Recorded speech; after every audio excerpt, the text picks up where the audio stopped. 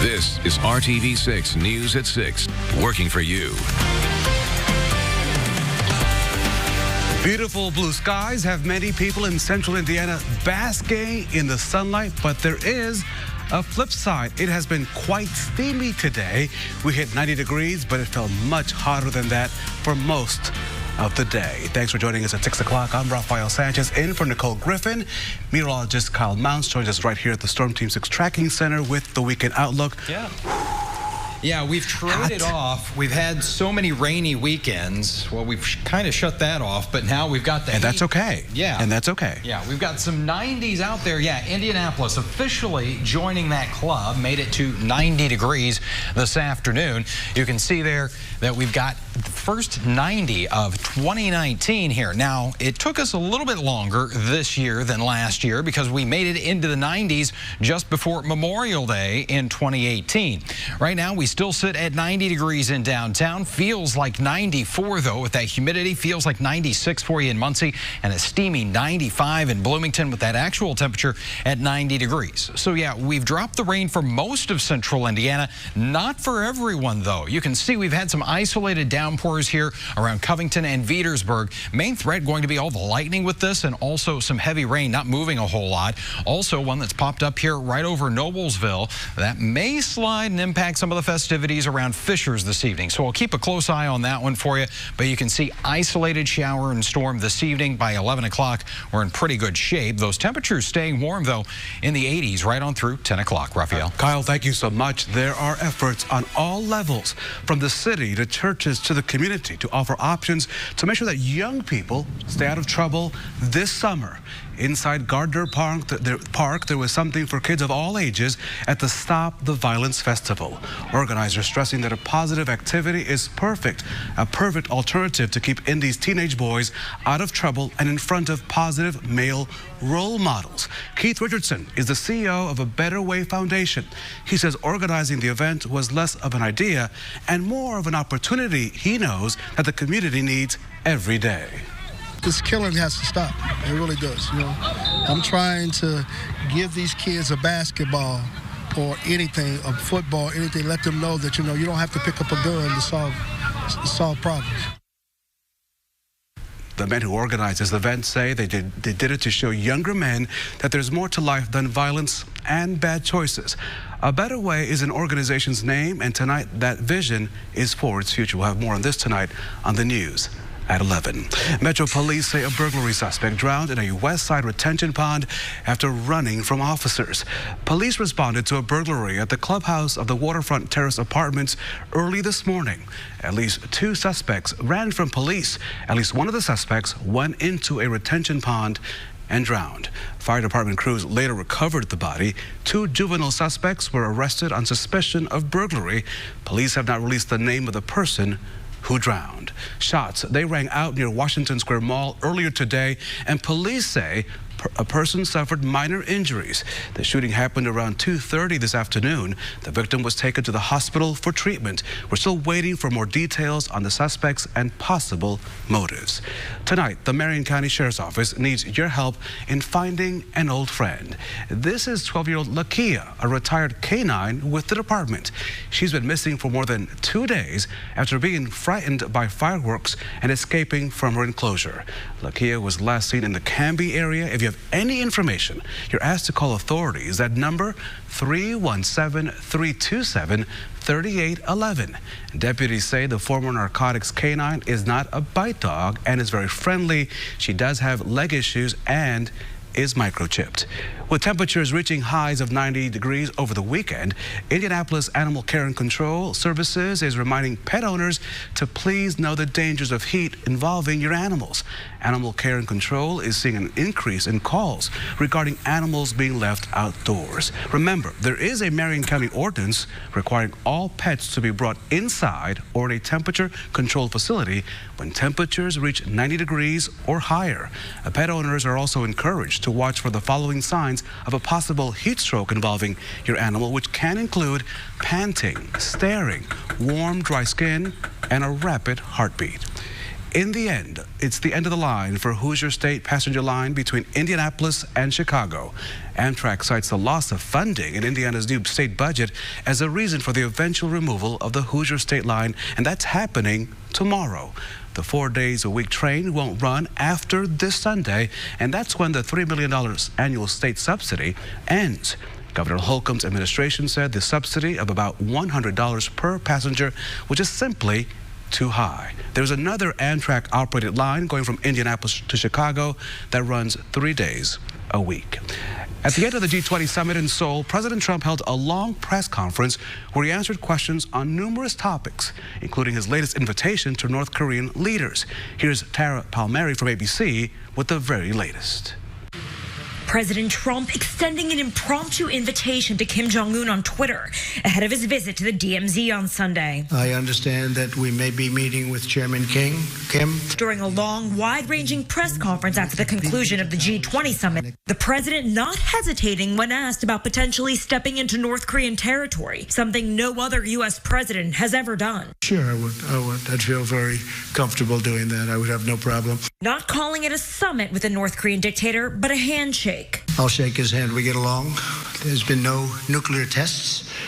There's been no long-range ballistic tests. Gave us back our hostages, which was great, and a lot of good things are happening over there. The president was asked if it would be a bad sign if Kim doesn't show up. No, of course I thought of that, because I know if he didn't, everybody's going to say, oh, he was stood up by Chairman Kim. As for the trade war with China, an apparent truce as talks continue. I think we're going to be strategic partners. I think we can help each other. The president also questioned about former President Jimmy Carter's remarks, suggesting Trump's presidency is illegitimate because of Russian meddling in the election. I won not because of Russia, not because of anybody but myself. I went out, I campaigned better, smarter, harder than Hillary Clinton. President Trump met with Russian President Vladimir Putin on Friday. Their first meeting since the release of the Mueller report. Tara Palmieri, ABC News, Washington. In more political news, Democratic presidential candidate and South Bend Mayor Pete Buttigieg took a break from the campaign trail today to attend a peace walk in his city. This comes after a South Bend police officer shot a black man to death during a confrontation earlier this month. Buttigieg has faced criticism over a policy that lets officers determine for themselves when to turn on those body cameras. The officer in that deadly shooting did not turn on his body camera. Critics say this policy gives officers a perfect setup for police misconduct. Still to come on the news at 6 on this Saturday, it's supposed to be time for fun and family. But tonight, one family is mourning after their child dies during a visit to the fair. Now officials believe they know what killed the boy and sickened at least 3 other children. Also ahead, neighbors have colorful ways of showing their commitment to their central Indiana community. We'll show you what's on that mural. Kyle?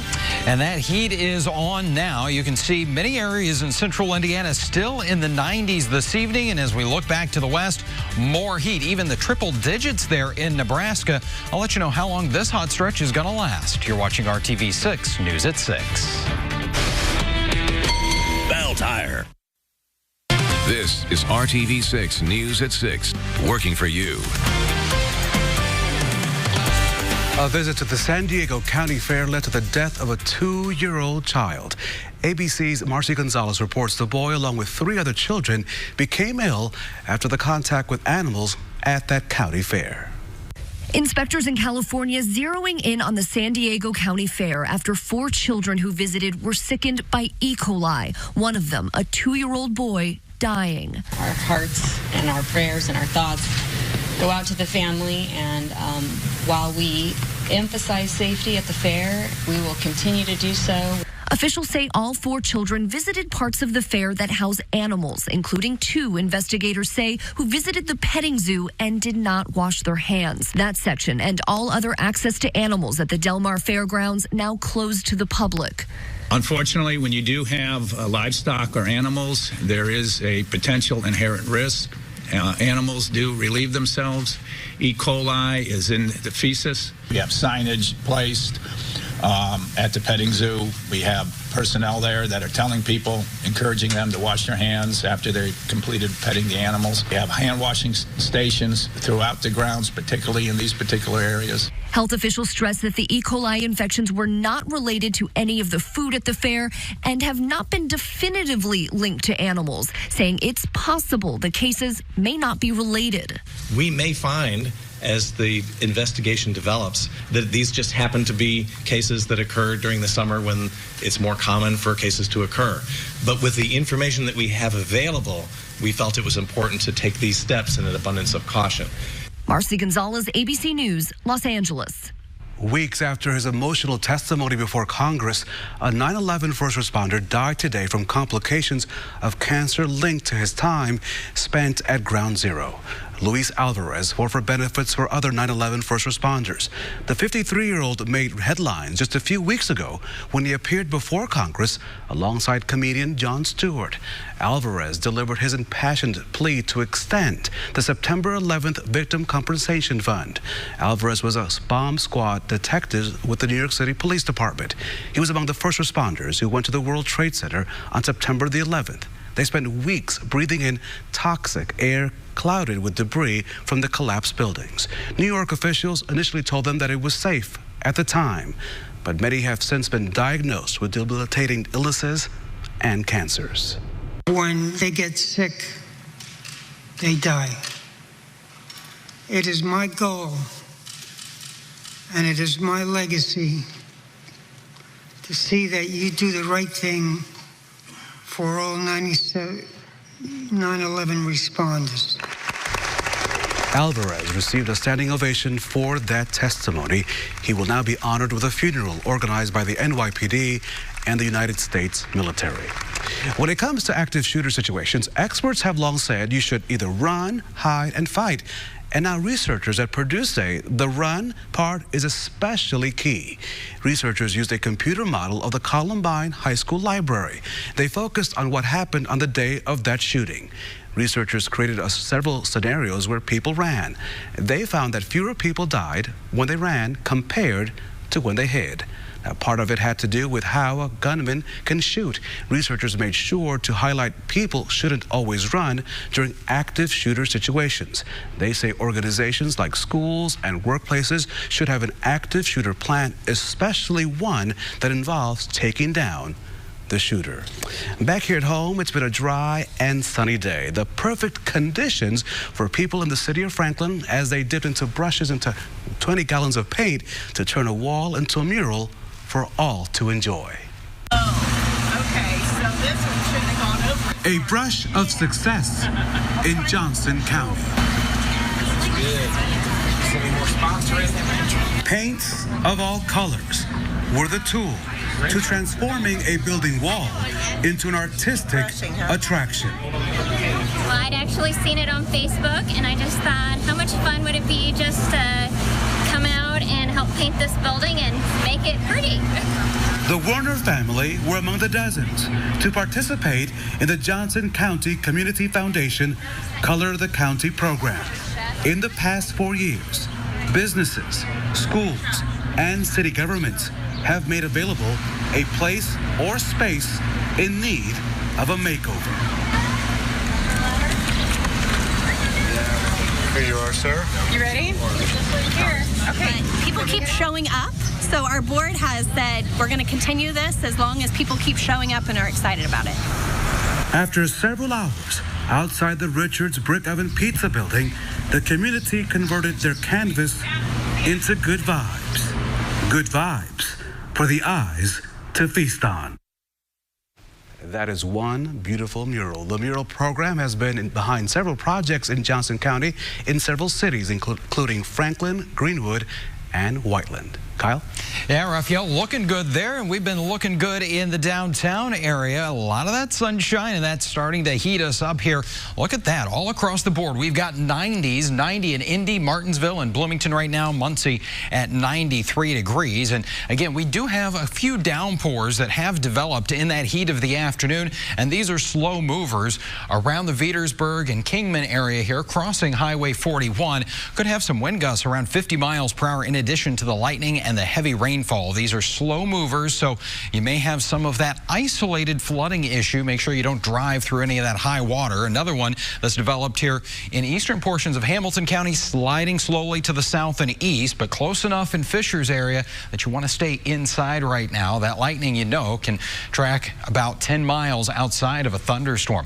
Overall, though, I think we're going to be in pretty good conditions here for the Spark Fishers Festival this evening. Those temperatures in the middle 80s for you at 9 o'clock with mostly cloudy skies, dry and 79 by 11. And overnight we'll be into the upper 60s and lower 70s. So that's where we will start off, a very mild and muggy Sunday morning. As we go into the afternoon, quickly we'll see those temperatures jumping. By 1 o'clock we're at 86 degrees again tomorrow, close to that 90-degree mark with partly sunny skies. 88 for you in Frankfort, 90 in Kokomo and Anderson. A pretty popular number here for Indy, as well as Shelbyville, Rockville, Brazil coming in at 91, 89 in Greensburg and Sullivan and Spencer, 91 for your Sunday afternoon. And again, the heat index value is going to be into the middle 90s.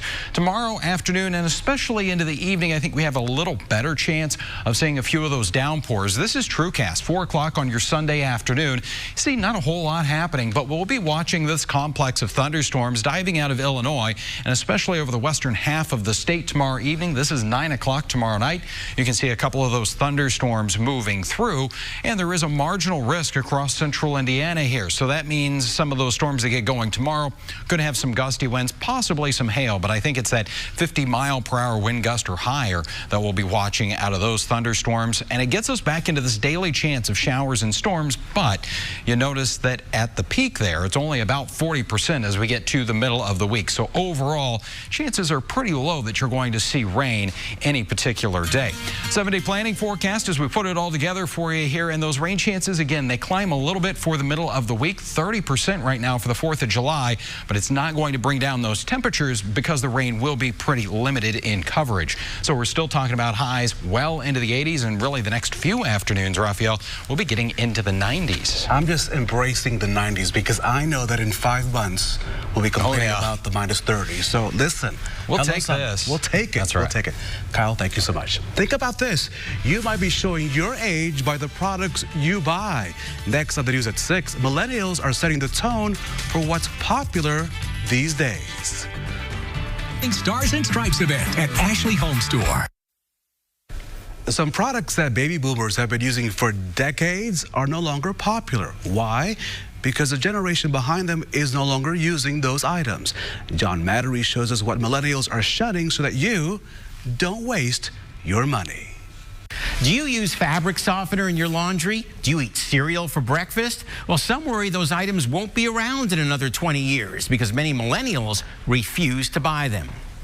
Society blames millennials, people in their 20s and 30s, for a lot of things, including hurting some popular businesses.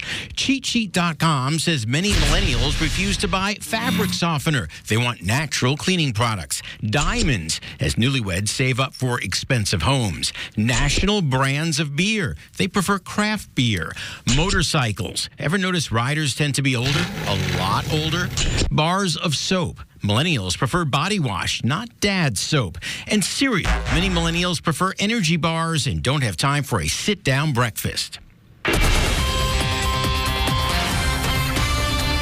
from the Doesn't That Stink file, one millennial trend that's costing them a lot of money. Cheat Sheet says they don't like bulk groceries, what you find at Sam's Club and Costco. Millennials prefer Uber Eats, DoorDash, and dining out. Watching the budget, you may say, doesn't that stink? But all this may change when millennials hit their 40s and start turning into their parents.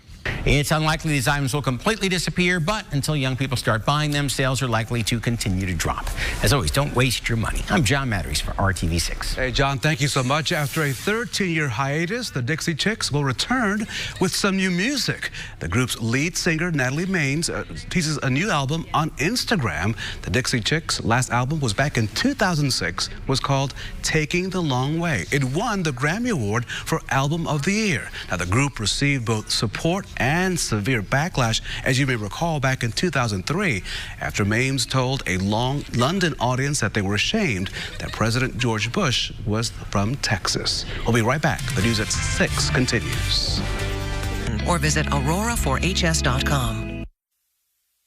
Now, this is really exciting. Don't forget that ABC's Shark Tank coming to Indianapolis. You can pitch your idea to the producers at an open casting call on Tuesday, July the 16th at the Indianapolis Motor Speedway. The gates open at 6 a.m. We have more information on the RTV6 app as well as theindychannel.com. Kyle? And it's been a nice day, but some of us needing to get in, out of the rain and a few thunderstorms. You can see that those are slowly sliding off to the south and east with some frequent lightning and heavy rainfall. Thanks for making RTV6 your choice for news. Enjoy the outdoors. We'll see you tonight at 11.